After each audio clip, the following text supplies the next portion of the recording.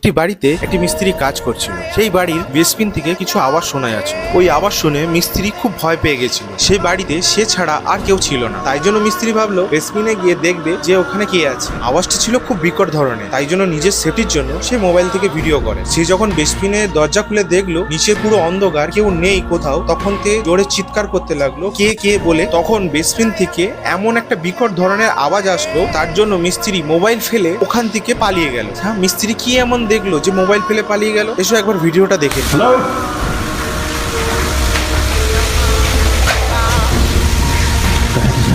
hello